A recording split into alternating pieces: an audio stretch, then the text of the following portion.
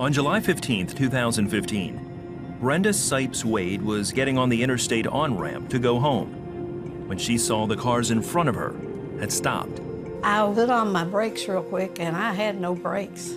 I thought, oh, I'm going to crash into him, and I did.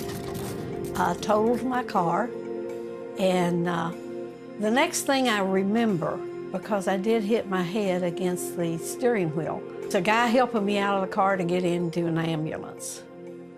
A couple minutes after that till my neck really started hurting. After an MRI and x-rays confirmed she had no broken bones, her emergency room doctors gave her a neck brace and sent her home. Afterwards, she was in constant pain. That's the only way I could keep from the headache and the back of the neck hurting was wearing the neck brace. I finally got it situated when I went to bed at night to where I could wear the neck brace while I was in bed. For 2 months, she went to her chiropractor 3 times a week, but the pain would not go away. It's the simplest of things. Hardwood floors, sweeping.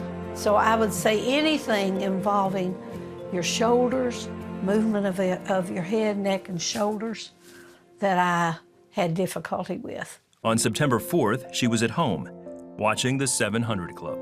They were doing prayer, and I was sitting back over here in my recliner, and I had my hand like this on my neck because it was really bothering me. He had a word of knowledge. He said, "There's someone you're laying your right hand on the back of your neck. You've had a severe injury to the right side.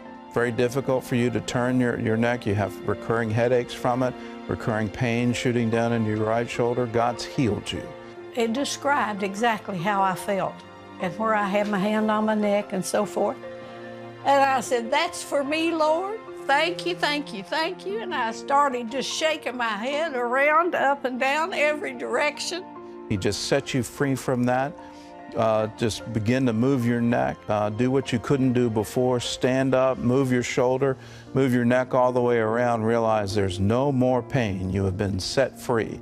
2 weeks later, her doctor called her with the results from a follow-up MRI. They say your surgery was successful. And I said, "You know, I did not have surgery. I've not had surgery on my neck." He said, "Well, you had a surgeon that's not of this earth." I said, "You're right, you're right." I said, "I knew I was healed."